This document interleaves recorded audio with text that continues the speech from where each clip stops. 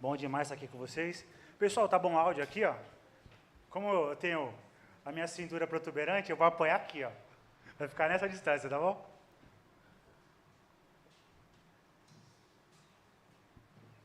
Pessoal, então, para quem está aqui pela primeira vez nesse estudo, nós, desde quando a gente começou na casa, a gente sempre pensa, não em temáticas que vão diretamente ao coração do jovem, do adolescente, até porque aqui todos são adultos, todos têm que virar verdadeiramente crentes. Então, desde o começo do ano, a gente vem pensando em trazer temas aqui que vão ajudar na edificação dos irmãos de Cristo, no crescimento da nossa fé. Então, no começo do ano, a gente começou com a temática dos hábitos espirituais. Então, a gente falou de oração, a gente falou de congregação, a gente falou de leitura da palavra. Depois, a gente passou por algumas temáticas que agem na área das nossas emoções. Então, a gente falou de ansiedade e entre outras coisas. E o que a gente pensou agora para esse próximo semestre?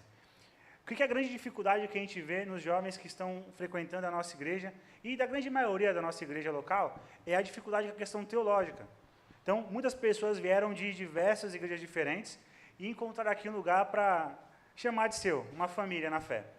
E a gente está tentando, então, agora apresentar de uma forma sucinta a nossa teologia, o que nós cremos sobre diversas áreas do saber da teologia. Então, a gente começou, por exemplo, com o reverendo Robert vindo aqui há 2 encontros atrás, falando da dicotomia, dessa separação que muitos jovens acabam fazendo, muitas pessoas acabam fazendo na questão do estudo, do ensino, do conhecimento com a vida prática. E essa dicotomia ela não pode existir, até porque é impossível que ela aconteça. Todos nós temos crenças estabelecidas. Então, o que você crê ou pensa sobre Deus, não importa se a pessoa se diz ateia ou outra coisa do tipo, não importa o que ela crê ou ela pensa, ela vai ter aquela crença formada nela e aquilo vai direcionar a forma como ela vive. Então, ter uma teologia, uma crença bem estabelecida, vai te ajudar a viver da forma que glorifica e adora o nosso Senhor Jesus Cristo. Amém? Todo mundo comigo? Ó, vocês vão mexer na cabeça assim, para mim saber que vocês estão comigo, tá bom? Não fica assim não, senão eu penso que está todo mundo achando monótono, eu encerro logo e a gente vai para a próxima parte. Tá bom? Então, vai comigo, vamos acompanhando. E aí, depois o Denison veio aqui e falou sobre o que é fundamental para que a gente possa continuar as temáticas, que é como Deus se revelou. Então, Deus, ele criou todas as coisas e ele se revelou. Ele se revelou de quantas formas que a gente falou no último encontro? O Denison não fala não, Denison. Quantas formas que ele decidiu se revelar aí de forma que o Denison trouxe aqui? Quem lembra? Quantas? Quantas? Quantas? 2 formas. Então, ele falou sobre a revelação geral. O que é a revelação geral? Me ajuda aí. Criação.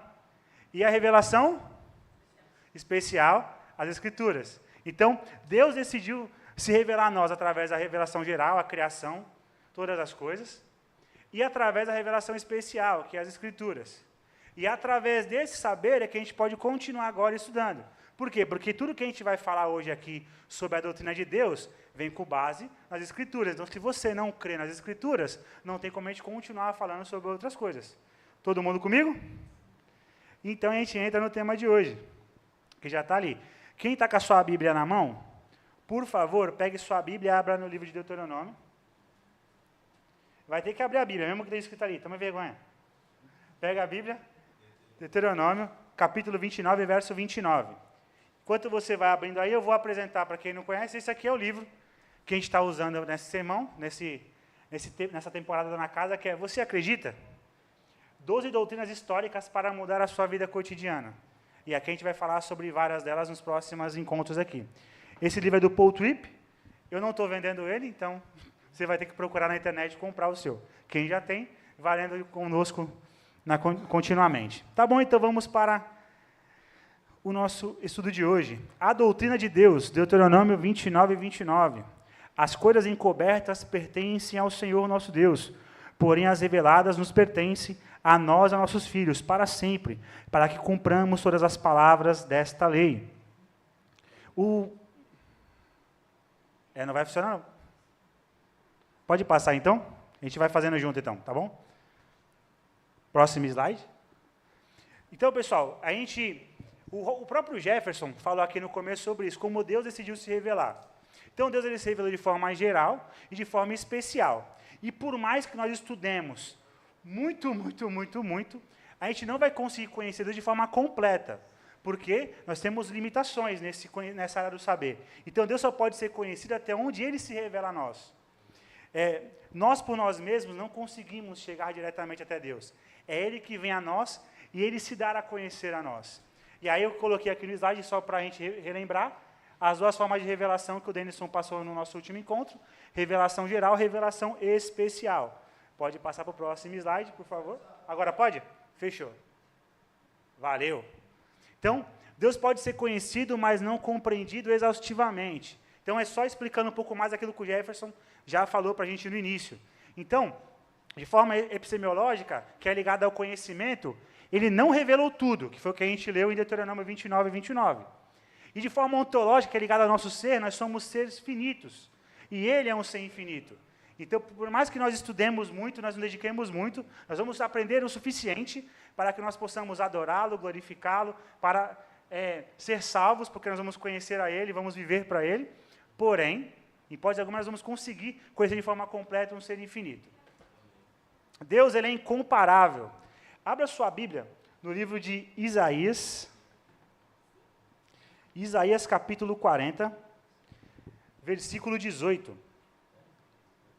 Isaías 40, versículo 18.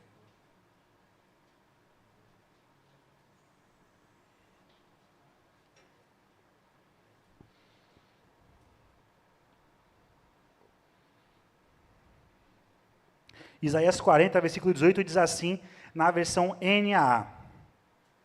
Com quem vocês querem comparar a Deus? Com que imagem vocês podem confrontar? Verso 25 agora. Com quem vocês vão me comparar? A quem eu seria igual, diz o santo? Verso 28. Será que você não sabe, nem ouviu, que o eterno Deus, o Senhor, o Criador dos confins da terra, nem se cansa, nem se afadiga?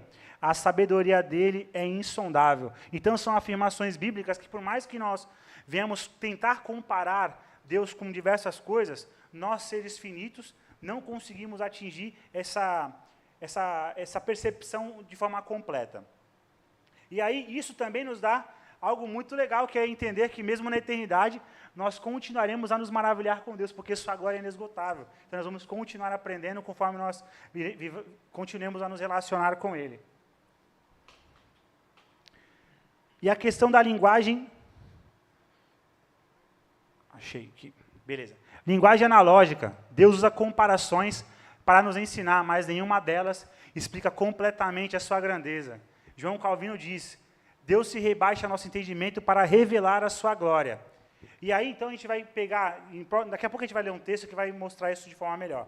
Mas tem diversos textos onde Deus ele vai se revelar usando alguns exemplos de coisas que nós conhecemos no nosso dia a dia, como, por exemplo, oceano, concha da mão, a gente vai ler daqui a pouquinho, para tentar nos mostrar, de certa forma, por mais que não seja completa, o seu conhecimento, a sua infinitude e assim por diante. E aí ele usa qualidades que são qualidades que nós temos, mas não da mesma forma que Deus. Então, por exemplo, nós sabemos o que é amor, não sabemos? Porém, o amor dele excede todo entendimento. Nós sabemos o que é paz, mas a paz dele excede todo entendimento. Vamos abrir aqui também 1 Timóteo, capítulo 6, verso 16. Eu vou pedir para alguém ler para mim, por favor. 1 Timóteo, capítulo 6, verso 16.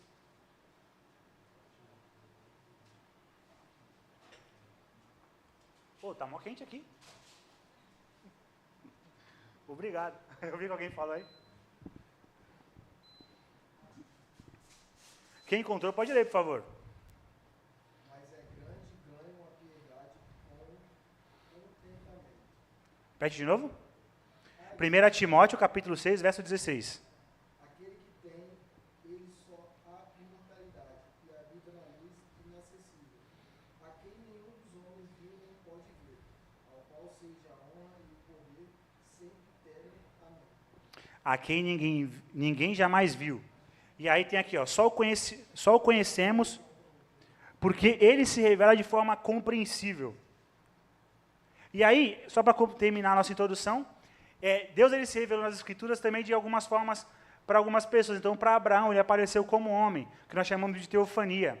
A Moisés na sarça ardente, a Josué como guerreiro, mas em Jesus, a revelação plena, o cordeiro é a lâmpada da glória de Deus. E aí, uma frase-chave do livro que eu decidi trazer, que é: mesmo que nunca consigamos compreender a sua essência de forma completa, ele se mostra de modo suficiente para que possamos conhecê-lo, adorá-lo e ter comunhão com ele. Então, para deixar claro que isso tudo aqui que a gente falou agora no começo a gente vai estudar, a gente vai buscar, aqui vai ser de forma mais sucinta, a gente vai, depois disso, buscar mais alguns materiais para poder aprofundar mais isso. Então, por exemplo, aqui eu estudo sobre a doutrina de Deus. A gente vai falar aqui durante 30, 40 minutos, a gente tem uma EBD que já está na terceira aula falando sobre Deus. Então, falou sobre a Trindade, falou sobre Deus Pai, vai falar sobre Deus Filho e depois sobre Deus Espírito Santo. Então, quem quiser aprofundar mais, fique na EBD, depois do culto. Amanhã todo mundo junto, né? Então não vai ser esse tema. Na semana que vem volta, então você vai poder saber mais. Além disso, temos um pastor aqui que adora indicar um bom livro, então ele vai indicar um livro bom para vocês, para poder aprofundar um pouco mais.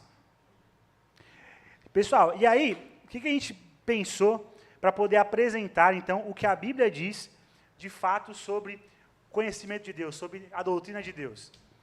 Quem aqui já estudou ou já leu, pelo menos uma vez, a Confissão de Fé de Westminster? Não são todos, certo? Então, como a gente está aqui tentando trazer um pouco de doutrina para vocês, a gente decidiu usar, então, a própria Confissão de Fé, que no livro ela é parafraseada. Então, o autor do livro, ele pega a Confissão de Fé, ele vai lá e parafraseia o que a Confissão de Fé fala com as suas próprias palavras. Então, a gente decidiu pegar o documento histórico e a gente poder ler junto com vocês rapidamente. Estão conseguindo enxergar? Eu deixei bem separadinho para a gente poder ir dividindo devagar a nossa leitura. E a gente vai poder depois pegar na Bíblia alguns textos para poder ver a veracidade dessas afirmações. Então, o que é a confissão de fé? A confissão de fé é um modo sistemático de a gente poder olhar para as Escrituras e entender o que tem nela. Então, por exemplo, vamos falar sobre Deus. Quem já estudou alguma vez uma teologia sistemática? Teologia sistemática, o que acontece? É o estudo da Bíblia inteira, só que dividido por temas. A confissão de fé fez a mesma coisa. Ela foi elaborada em torno de 1643 e 1649. A maior parte do texto acabou de ser escrita em 1646, no período onde estava tendo muita confusão, tinha a guerra civil. Então, lá na Abadia de Westminster, em Londres, se reuniram cerca de 120 teólogos ali, pastores, para poder conversar, estudando as Escrituras e tirar algumas conclusões sobre diversos temas. E um desses temas é esse aqui, de Deus e da Santíssima Trindade. Então, para quem não sabe, a Igreja Presbiteriana do Brasil, ela tem a Confissão de Fé, o Catecismo Maior e o Breve Catecismo, como seus símbolos de fé. Então, é uma forma pedagógica de a gente poder entender o que a igreja crê sobre as Escrituras. Então, você que chegou na Igreja Presbiteriana, se tornou membro, é importante que você passe a estudar a Confissão de Fé, para que você possa entender o que a sua igreja crê sobre diversos temas da Bíblia. Então, o que a sua igreja pensa sobre o Espírito Santo? Você pode ter esse acesso de forma fácil, estudando a Confissão de Fé. E dentro da Confissão de Fé, vai estar lá, se você pegar uma Confissão de Fé comentada, vai ter o comentário de um autor. Mas algumas não são comentadas, mas tem lá os textos bíblicos que dão base para essas afirmações, e a gente vai fazer isso hoje, com alguns desses tópicos aqui, só para a gente poder fazer esse ponto de ligação entre a doutrina e a Bíblia, entre a Confissão de Fé e as Escrituras. Tudo bem? Então, vamos lá. Confissão de Fé, no capítulo 2, no parágrafo 1, afirma: há um só Deus vivo e verdadeiro, o qual é infinito em seu ser e perfeição. Ele é um Espírito puríssimo, visível, sem corpo, membros ou paixões. Ele é imutável, imenso, eterno, incompreensível, onipotente, onisciente, santíssimo, completamente livre e absoluto, fazendo tudo para a sua própria glória, segundo o conselho da sua própria vontade, que é reta e imutável. Percebe que essa primeira parte aqui são atributos que Deus tem, são atributos incomunicáveis. Então, você consegue ser onipotente? Você consegue ser onisciente? Você consegue ser eterno? Não, você não consegue. Então, é um atributo que Deus não permitiu que você tivesse. Então, é um atributo incomunicável. E aí continua. é cheio de amor. O amor você tem. É igual ao de Deus? Claro que não. Com certeza não. É gracioso, misericordioso, longânimo, muito bondoso, perdoando a iniquidade, transgressão e pecado, e verdadeiro galardoador dos que o buscam, e contudo justíssimo e terrível em seus juízos, pois odeia todo o pecado, de modo algum terá por inocente o culpado. Vamos agora para a Bíblia, para a gente poder pegar algumas dessas afirmações e comparar o que a Bíblia fala. Então, eu quero pedir para Gabriel, por favor, você abre a sua Bíblia em 1 Tessalonicenses, capítulo 1, verso 9. Já vou adiantar aqui alguns para a gente poder ser bem rapidinho. Então, Val, abre para mim Tiago, capítulo 1, verso 17. 1 Tessalonicenses, capítulo 1, verso 9, isso. Isso. Tayane, abre também Jó, 37, 23. Bárbara, abre Romanos 11, 34. E Jefferson, só para a gente encerrar, abre 1 João, capítulo 4, verso 8 e verso 16. Tá? Você vai ler o verso 8 e 16. Então, eu peguei alguns textos aqui só para a gente poder comparar agora o que a Bíblia aponta para essas afirmações desse parágrafo primeiro do segundo capítulo. Então, o Gabriel, ele vai ler, então, 1 Tessalonicenses, capítulo 1, verso 9, que afirma que o Deus é vivo e verdadeiro. Todas as pessoas nesses lugares falam da nossa visita a vocês. Contam como vocês receberam bem, como deixar os ídolos para seguir a Deus vivo e verdadeiro. Seguiu Deus, vive verdadeiro. Então, esse texto bíblico, ele dá razão para o que está escrito aqui e que esses pastores, teólogos escreveram na confissão. Val, por favor, você leu qual texto? Tiago, capítulo 1, verso 17, que diz?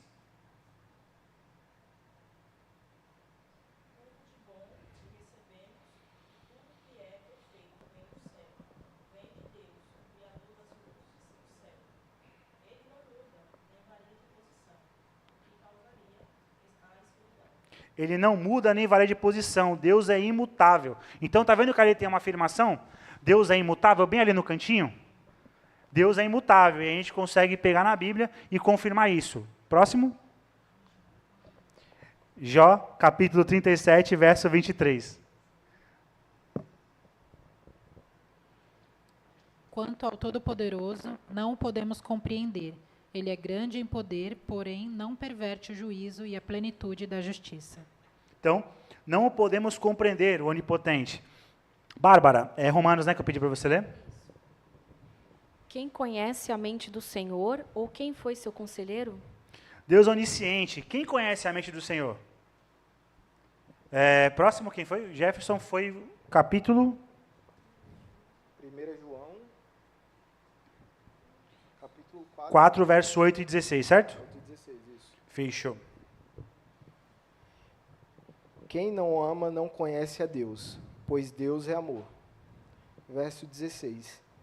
E nós conhecemos o amor e cremos neste amor que Deus tem por nós. Deus é amor, e aquele que permanece no amor permanece em Deus, e Deus permanece nele.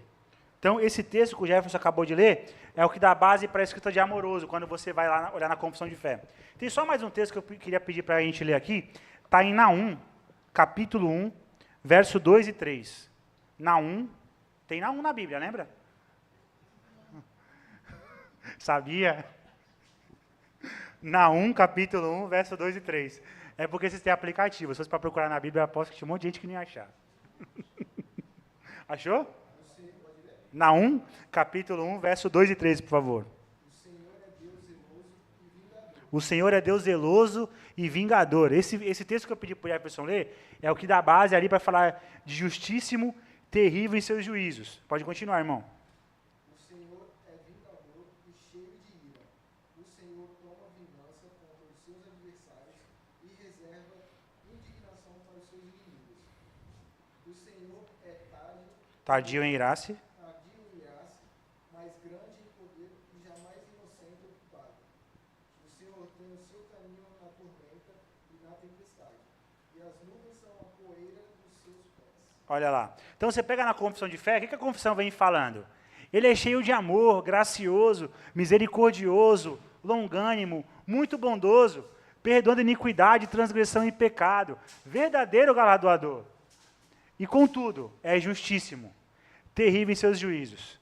Muita gente que diz crer em Deus, acaba pegando só aqueles atributos ali, Deus é amor, Deus é misericordioso, Deus é bondoso, e Ele é isso tudo mesmo. Só que esse mesmo Deus também é justíssimo.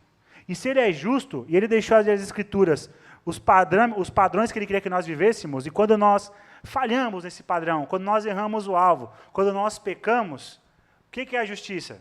A justiça é que quando há um pecado, algo aconteça, certo? Quando há uma transgressão, algo tem que acontecer. A gente vai falar daqui a pouco o que acontece, tá? A gente não vai entregar tudo agora. Mas, vocês entenderam? Então, Deus que é amoroso, mas Ele também é justo.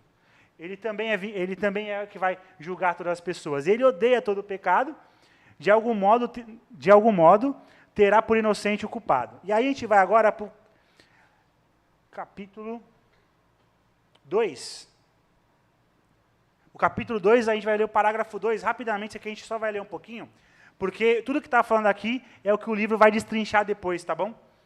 Então a gente só vai fazer uma leitura mais corrida. Então Deus tem em si mesmo e de si mesmo toda a vida, glória, bondade e bem-aventurança. Ele é todo suficiente em si e para si, pois não precisa das criaturas que trouxe à existência. Não deriva delas glória alguma, mas somente manifesta a sua glória nelas, por elas, para elas e sobre elas. Ou seja, Deus não precisa de você e de mim para nada. Não, Ele não precisa. Ele é todo suficiente. Ele é todo suficiente e não depende de nós para coisa alguma da criatura. Então, não deriva delas, das criações, de nós, né, glória alguma, mas somente manifesta a sua glória nelas, por elas e para elas e sobre elas. Ele é a única origem de todo ser. Dele, por Ele e para Ele são todas as coisas. E sobre elas tem Ele soberano domínio para fazer com elas, para elas e sobre elas tudo quanto quiser. Ele é soberano sobre todas as coisas. Todas as coisas estão patentes e manifestas diante dele. O seu saber é infinito, infalível e independente da criatura, de sorte que para ele nada é contingente ou incerto. Ele é santíssimo em todos os seus conselhos, em todas as suas obras e em todos os seus preceitos. Da parte dos anjos e dos homens e de qualquer outra criatura lhe são devidos todo o culto, todo o serviço, toda a obediência que ele ouve por bem requerer deles. A gente vai destrinchar um pouco isso mais depois, tá bom? Então a gente vai para o próximo slide, que vai falar sobre a Trindade, que a gente vai falar agora. Então, o capítulo 2 ainda, o parágrafo 3º fala sobre a Trindade. Na unidade da divindade, há 3 pessoas da mesma substância, poder e eternidade. Deus o Pai, Deus o Filho, Deus o Espírito Santo. O Pai não é de ninguém, não é gerado nem procede. O Filho é eternamente gerado do Pai. O Espírito Santo é eternamente procedente do Pai e do Filho. Então, afirmações que nós temos que ter aqui. Eles são cadê meu filho? Eu queria perguntar para meu filho, que meu filho é bom nesse negócio. Ele está brincando lá dentro, né? Bom, porque a gente estava fazendo o catecismo com as crianças, e essas perguntas eles estão na ponta da língua, mas ele não está aqui, não vou mandar chamar ele não. Tá bom? Então, existe quantos deuses? Quantos? Um só. Ele subsiste em quantas pessoas? 3 pessoas. Como elas se chamam? Tá vendo? Eles estão bom, igual meu filho. Se eu chamar ele faz também. Então, e aí essa parte aqui é importante, né? Cadê? Deus Pai. O Pai não é de ninguém. Não é gerado nem procedente. O Filho é eternamente gerado do Pai, ou seja, eternamente. O Espírito Santo é eternamente procedente do Pai e do Filho. Como que a Trindade atua? A gente vai ver, eu deixei separado aqui 2 textos muito legais para a gente poder ver a atuação da Trindade na criação e também depois na salvação. Abre para mim Gênesis capítulo 1, versos 1 e 3. Minha Bíblia sumiu. Gênesis capítulo 1. Eu perdi minha Bíblia. Minha esposa pegou minha Bíblia, gente. Achou que eu não ia usar. Vamos lá? Gênesis capítulo 1, verso do 1 até o 3. No princípio, Deus criou os céus e a terra. A terra era sem forma e vazia. Havia tebra sobre a face do abismo, e o Espírito de Deus se movia sobre as águas. Então Deus disse, haja luz, e houve luz. Então, gente, aqui a Trindade está trabalhando na criação. O que Deus faz aqui na criação? Qual que é a função de Deus Pai na criação? Cria, planeja. Quem consegue reconhecer o Filho na criação? Hã?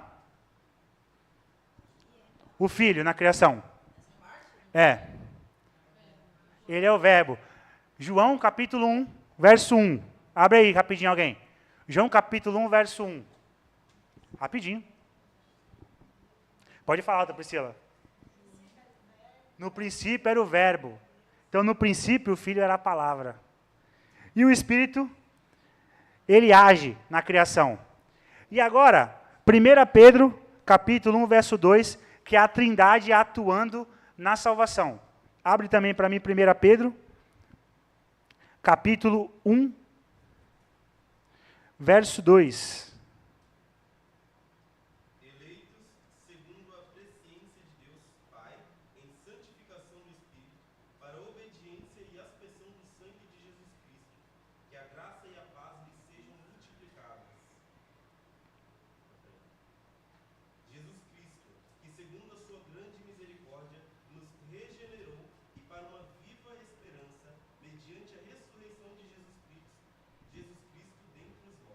Então, como que a Trindade atua para a salvação?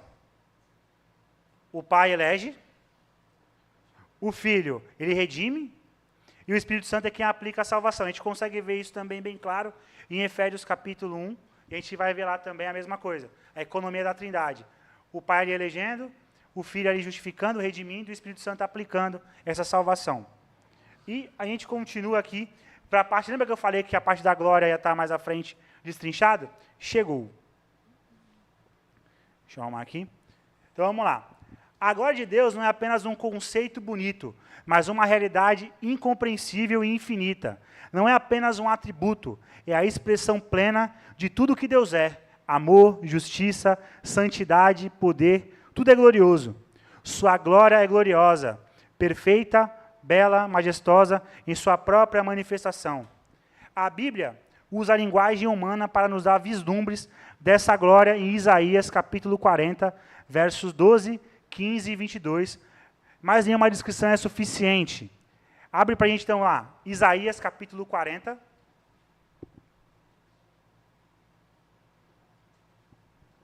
Isaías 40. O Gabriel vai ler o verso 12. Lilian leu 15. Tá sim. Taine leu 15. E a Val leu 22. Por favor.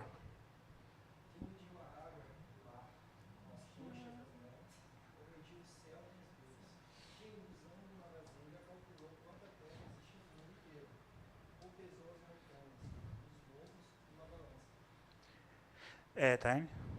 Eis que as nações são consideradas por ele como um pingo que cai de um balde, e como um grão de pó na balança. Eis que ele carrega as ilhas como se fossem pó fino. Você viu os exemplos? O Gabriel leu ali, falou sobre a concha da mão no oceano. Então, pensa assim, o oceano, e o oceano é finito. Vê como são exemplos que a gente não consegue mensurar de verdade, porque tudo para a gente tem finitude, tem métrica, quando a gente vai pensar. Quando você vai pensar em estudo, conhecimento, tudo que você vai pegar de conceito, você já tem pré-definido através das suas experiências. Então, por exemplo, quando eu vou falar de Deus Pai, você tende a colocar a sua experiência com o seu pai, dentro desse pensamento de pai. Por isso que a gente tem que reconstruir o pensamento biblicamente sempre. Mas aqui, Isaías está usando também coisas que a gente conhece, como, por exemplo, o oceano. Imagine um oceano, que ele é vasto, enorme, mas ele é finito. Deus, ele é infinito. A gente pode conhecer de Deus essa pequena concha com as mãos que a gente pega. É isso que a gente consegue conhecer. A Taine leu, lê de novo, Taine.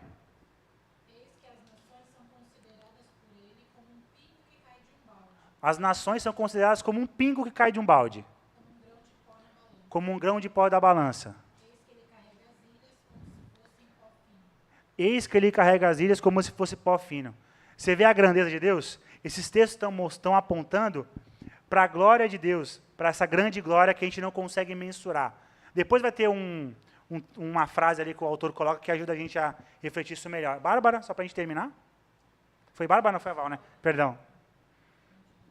Criador de todas as coisas, é aquele que se assenta no seu trono no céu.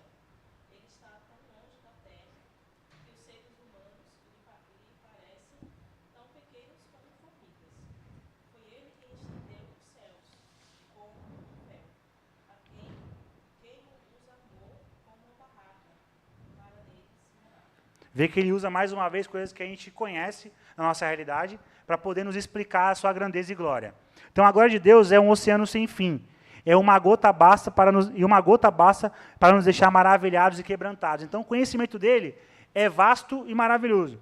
E a gente tem o suficiente para ficar maravilhado já, para adorar e glorificar ele. É isso que a gente já começa a perceber até aqui. E aí, essa parte aqui eu peguei direto do livro, página 70, para quem tem o livro, tá? Talvez o único caminho viável para chegar a alguma compreensão da grandeza da glória de Deus seja ler toda a palavra de Deus repetidas vezes, procurando a glória divina. Por quê? Porque a glória de Deus não está escondida em sua palavra.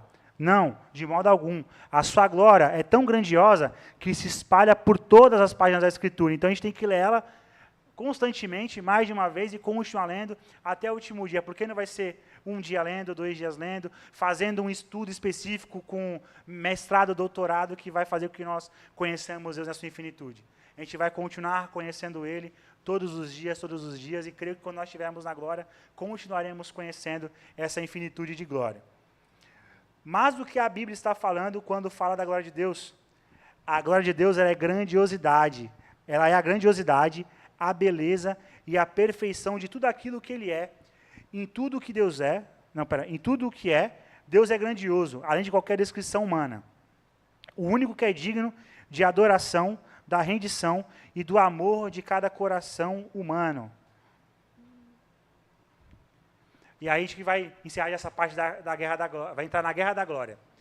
Cada um de nós é programado por Deus para a glória. Quem estava aqui no último sábado, quando o Robert estava falando sobre aconselhamento bíblico?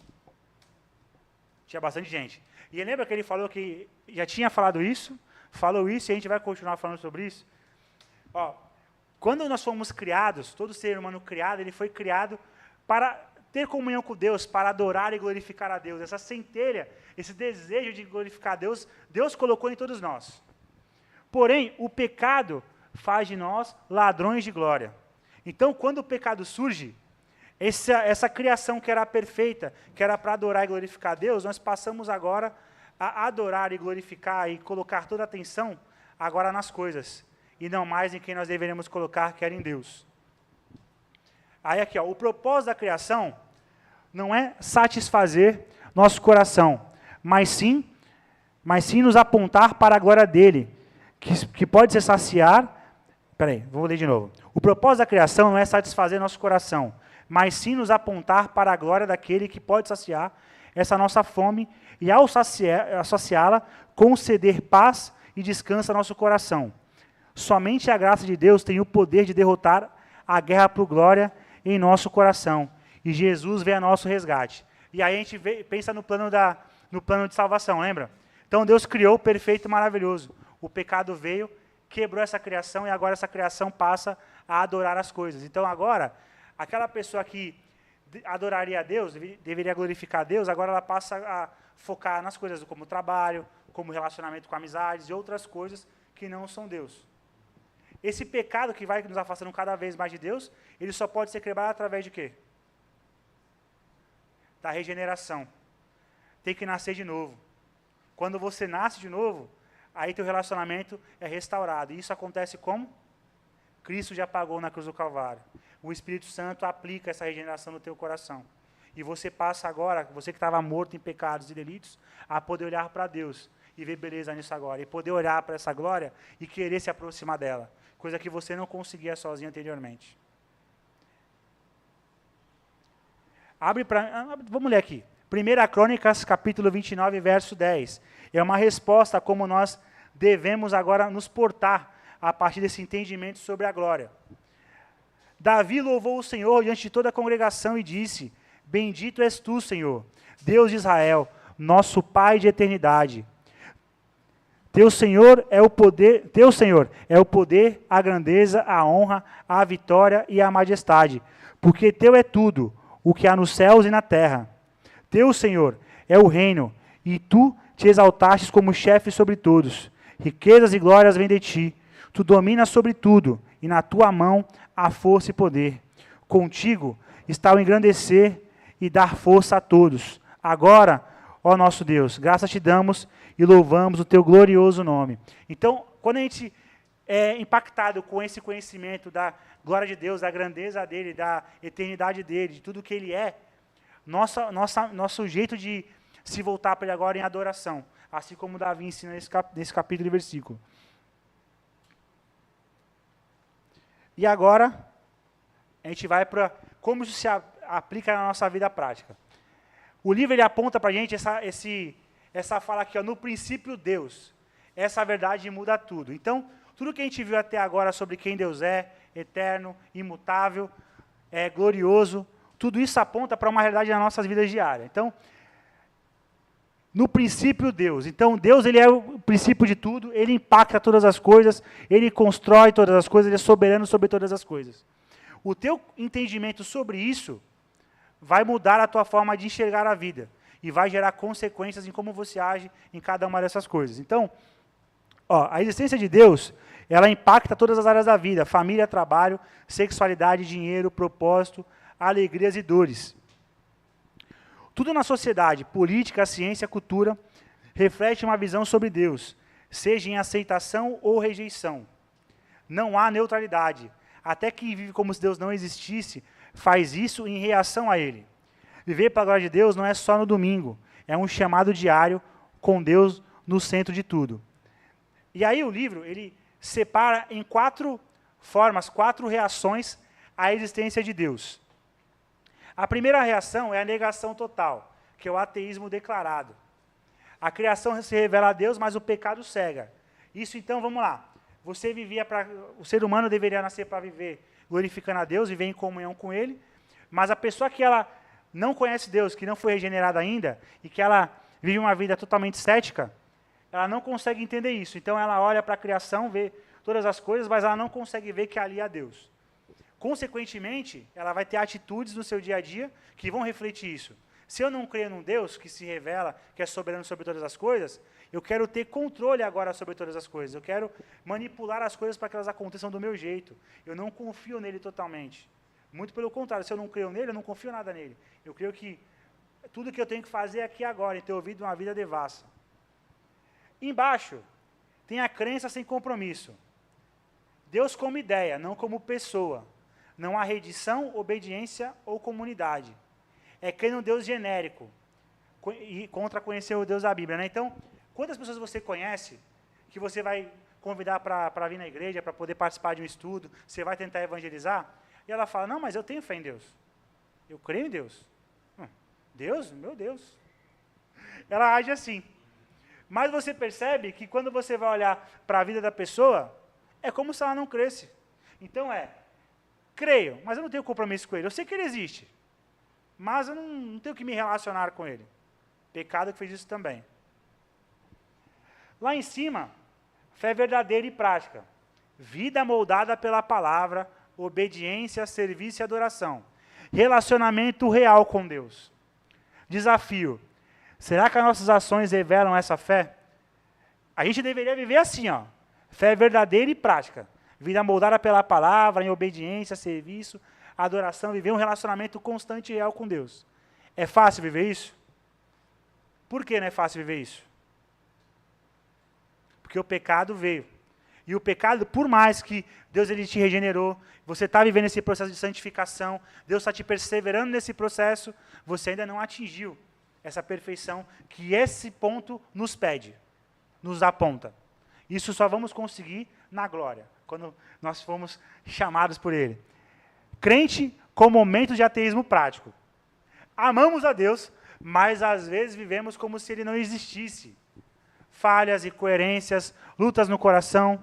A boa notícia, a graça que perdoa e transforma. Acho que isso é o que se aplica com a grande maioria. A gente ama a Deus, mas às vezes a gente falha. Às vezes a gente quer tomar o controle da nossa vida. Quem lembra daquele estudo que a gente falou aqui sobre ansiedade? Lembram disso? Lembra que quando a gente falou sobre a causa da ansiedade, a gente falava que a causa da ansiedade é pecado? Quem não está aqui não fica escandalizado. Quem não estava aqui não fica escandalizado. Depois a gente explica direito isso aí, tá bom? Mas a causa da ansiedade era o pecado. E lembra como o pecado se manifestava? Ninguém vai lembrar, eu sei. Incredulidade e idolatria.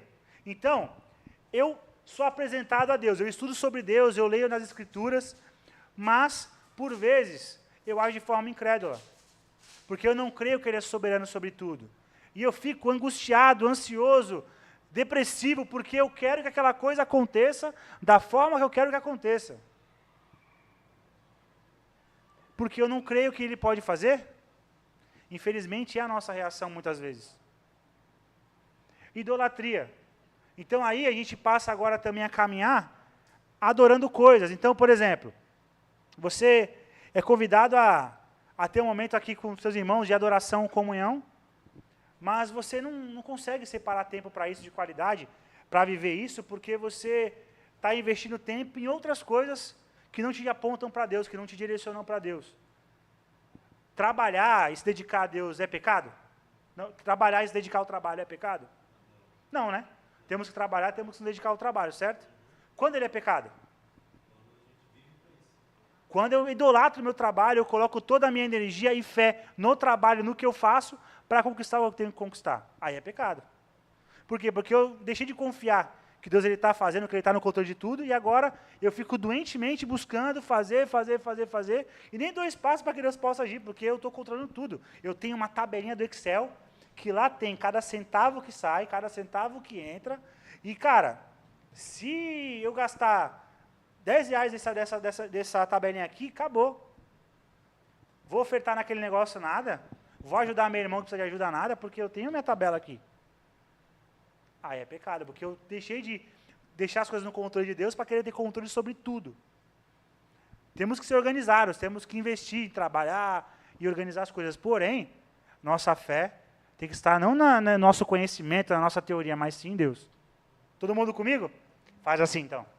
Só para saber se estão comigo ainda. Então, o orgulho é a raiz de todo o pecado. Nos convence de que sabemos mais e precisamos menos de Deus. Nos torna críticos, impacientes, resistentes ao perdão e à obediência. Ponto importante, o orgulho é a raiz de todo o pecado. Nos torna críticos. É ou não é? Quantos irmãozinhos aí que você conhece que podia estar agora assim falando? Eu falo melhor que esse irmão aí sobre Deus. E acho que está certo, diga-se de passagem. Você não deve estar errado, se você pensou isso. Cara, e aí você vai pegar aqui impaciente. Tenho que ir embora, mano. Não aguento mais isso aqui, não. Chega. Resistentes ao perdão, à obediência. Esse orgulho nos cega. Porém, a gente coloca agora esse orgulho em frente à humildade. A humildade nos aproxima de Deus. Leva à confissão, ao desejo de santidade, ao serviço e à dependência da graça. Nos transforma para vivermos como filhos diante de um Pai glorioso.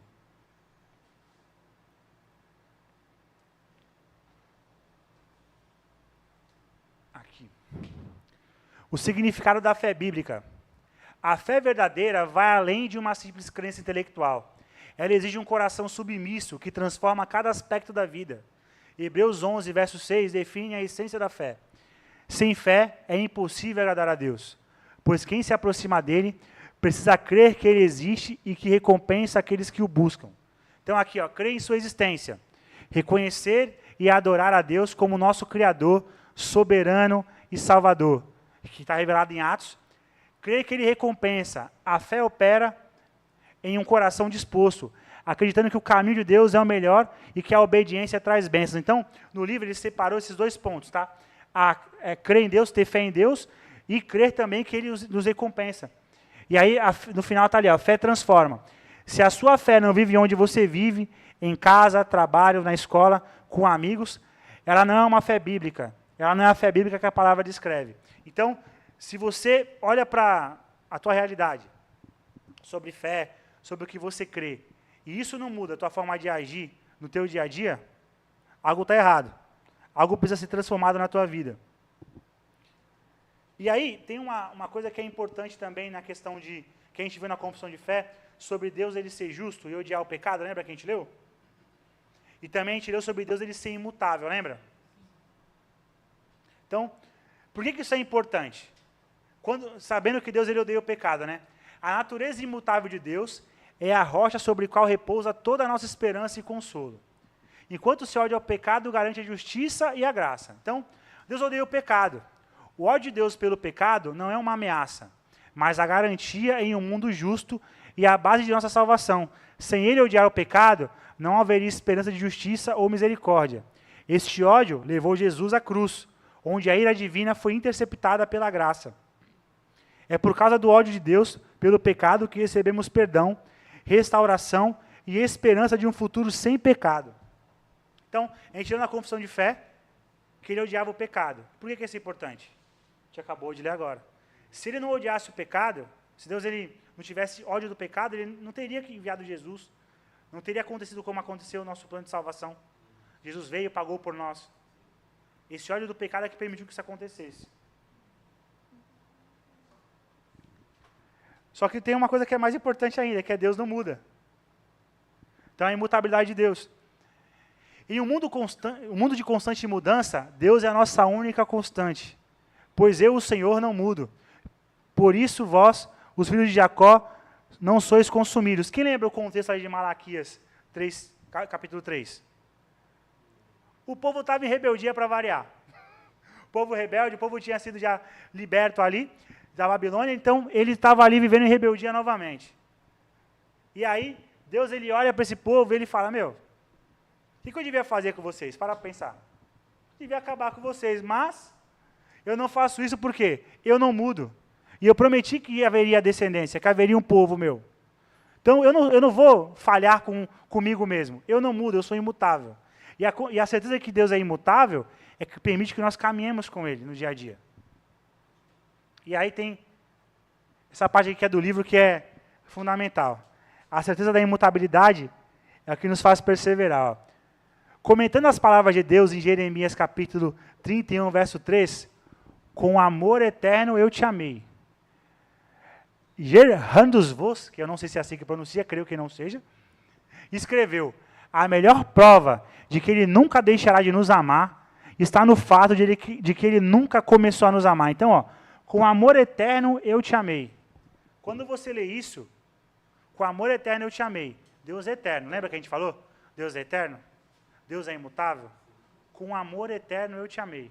Como ele não muda de ideia, e ele nos amou e garante que vai perseverar conosco até os últimos dias, eu olho para isso, para essa frase, e eu tenho certeza de que eu devo caminhar com Cristo, dia após dia, que eu devo caminhar em comunhão com Ele, que eu devo buscar, junto ali com meus irmãos, viver em santificação, crendo que Ele está nos ajudando, nos fortalecendo, nos conduzindo nesse percurso de perseverança.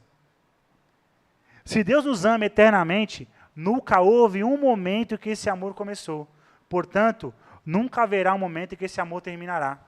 É um amor eterno, que dura para sempre. Nunca houve um momento no tempo em que Deus não tenha nos amado.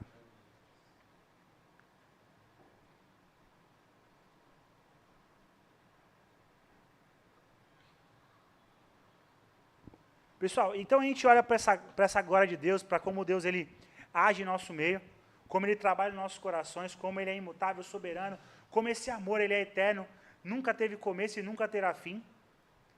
E como nós conseguimos garantir que no nosso dia a dia nós vamos continuar olhando para esse amor, admirando essas maravilhas. Aí, lá no livro, ele usa uma referência como se fosse um grupo musical. Quando a gente vai se reunir aqui no louvor para a gente poder começar a louvar a Deus, começar um ensaio, começar uma passagem de música, o que deve ser a primeira coisa a ser feita? Cada um afinar seu instrumento, regular ali, a gente vai pegar o pessoal da mídia ali e vai ali ajustar a mídia ali agora para poder regular o áudio certinho. Tudo isso para que agora a gente possa começar a executar na prática o som, a música.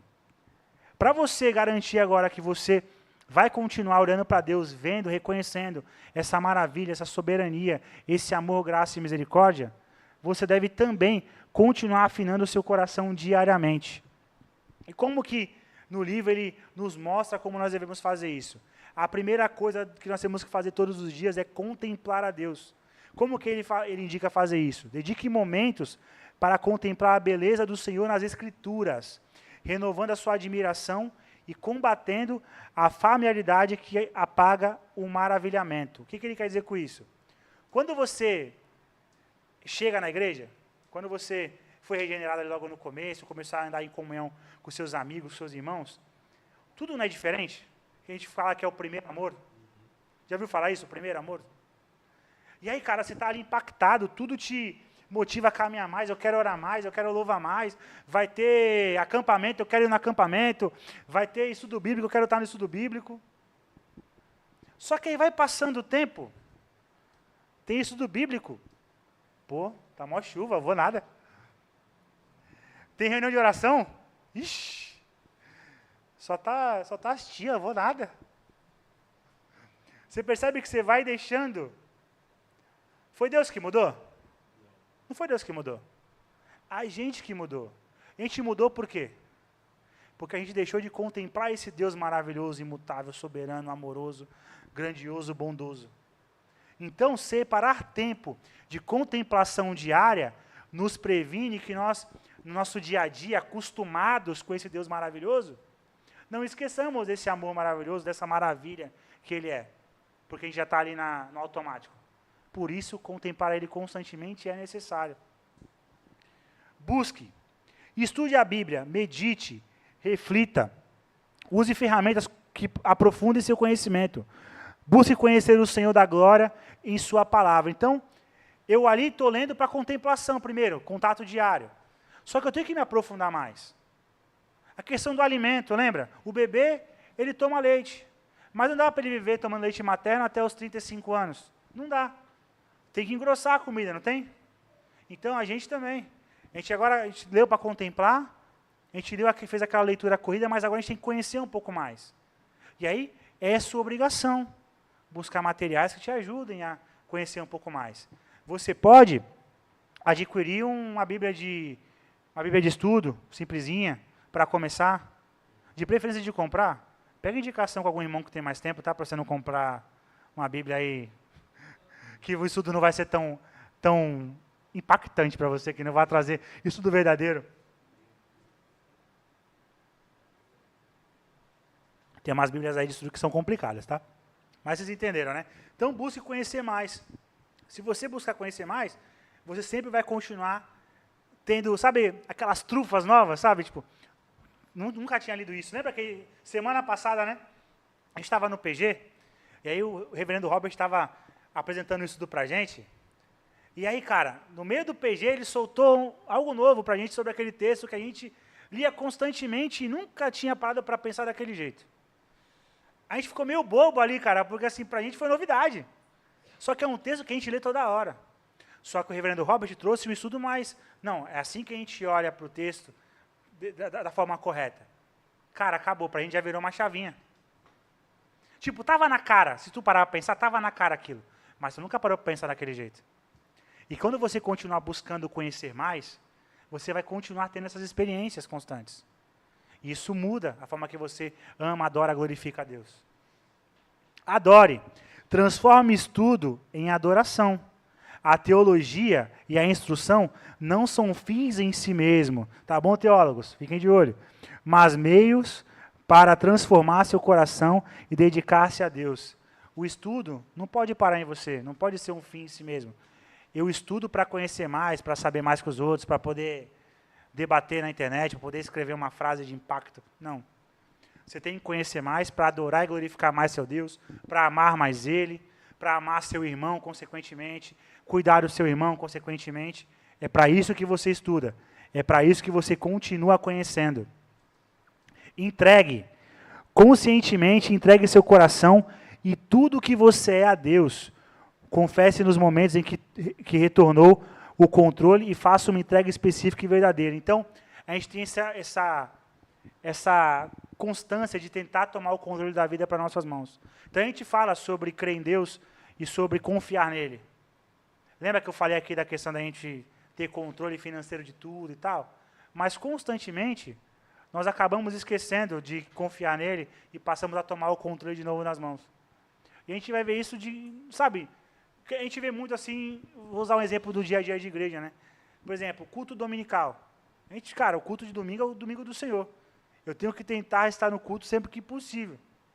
E aí, mas assim, apareceu um bico aí que vai aliviar as contas, mano. Aí o cara foi um dia, o cara foi 2, o cara foi 3, o cara nunca mais separou o domingo para o Senhor. A gente tem que tomar cuidado com isso, tá? Vamos observar essas coisas. Está acabando já, tá? Examine-se à luz da santidade de Deus, reveja a sua vida e identifique onde se desviou para o ego e prazer passageiro, afastando-se da glória de Deus e do chamado divino. Então, conforme você vai estudando, você vai se entregando a Deus, você precisa se examinar, para que o Espírito Santo possa ali aplicar em você o arrependimento, trazer a você arrependimento, fé, mudança de vida. Confesse seus pecados sem desculpa, lançando o seu fardo sobre o Senhor e se deleitando em sua graça restauradora.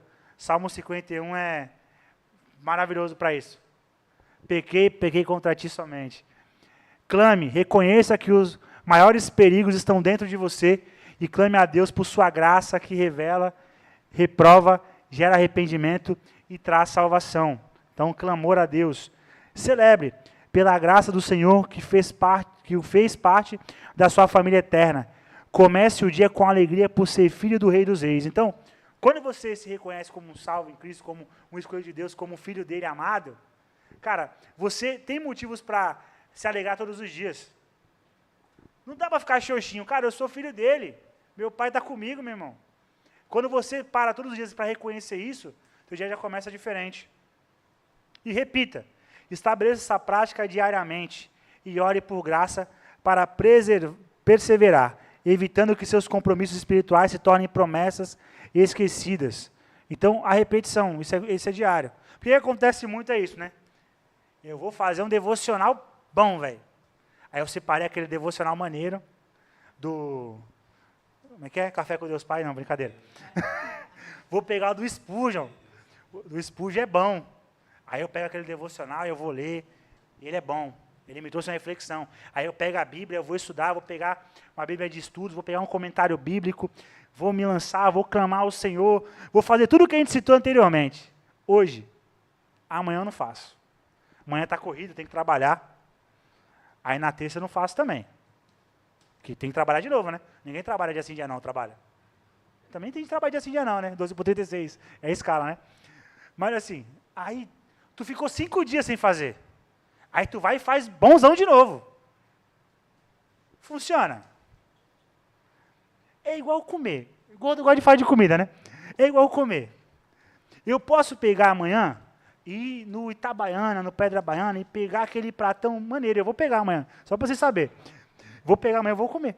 Vou pegar aquele prato maneiro e vou ficar, já estou, né? Vai só dilatar um pouco mais. Peguei esse prato maneiro. Se eu não comer nada da segunda, eu vou morrer? Não. Tem reserva, bastante. Terça, não? Também não. Mas se eu ficar muito tempo sem comer, vai dar ruim. Vou ficar doente, vai atacar a gastrite. Tem uns doidos aí que faz 40 dias de jejum aí, mas não deve ser bom, não. Então, a gente tem que se alimentar constantemente. Beleza? Tinha a conclusão que não apareceu ali, eu vou... não apareceu. Vou colocar aqui, então. Espera aí, só um minuto. Vamos lá. A doutrina de Deus não é apenas o cerne da nossa espiritualidade, mas a própria essência da nossa humanidade. Ela molda quem somos e o que devemos fazer. A teologia, ela deve ser viva. Então, tudo que a gente aprendeu no comecinho ali rapidamente, lembra que é só introdutório, não é nada profundo. É só para a gente ter uma noção do que é falar da doutrina de Deus. Só que se a gente pega tudo isso e a gente não consegue fazer essa parte final, quer trazer isso para a nossa realidade, quer aplicar isso no nosso dia a dia, não faz sentido nenhum. Teologia vai ficar vazia, que nem a gente falou. Eu vou ler livro, eu vou estudar teólogo, eu vou citar um monte de coisa bonita aí. Tem uns caras que falam difícil, velho. Tu vai conversar com o pessoal aqui, o pessoal fala difícil às vezes. Mas, se tu não consegue aplicar isso na tua realidade, não faz sentido nenhum. Então, eu estudo a doutrina de Deus. A gente vai estudar outras doutrinas depois. Mas se não for para aplicar na nossa vida particular, se não for para a gente pegar, principalmente essas partes finais que vão sendo trazidas aqui, e aplicar na nossa segunda-feira, na terça, na quarta, na quinta, não faz sentido nenhum. A teologia é o que faz o apontamento, que nos direciona para a glória de Deus, para a vontade do Pai. Por isso que a gente estuda, por isso que a gente se prepara, que a gente vai se dedicando cada vez mais. E quando a gente vive nessa vida de constância, em estudo, dedicação, conhecer mais a Deus, amar e glorificar Ele, vem a alegria eterna. A alegria eterna, ela gera profunda contrição e as maiores alegrias, satisfazendo os anseios do seu coração com uma paz que nada mais pode propiciar.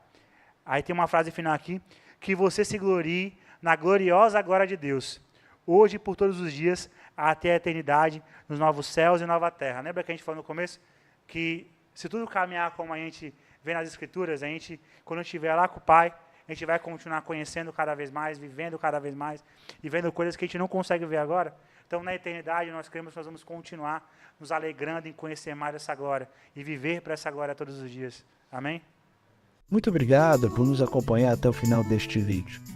Para receber mais reflexões e ficar por dentro dos próximos conteúdos, te convidamos a seguir as nossas redes sociais que estão na descrição. Alguns vídeos aparecerão na tela caso queira continuar nos assistindo. Abraço e até a próxima.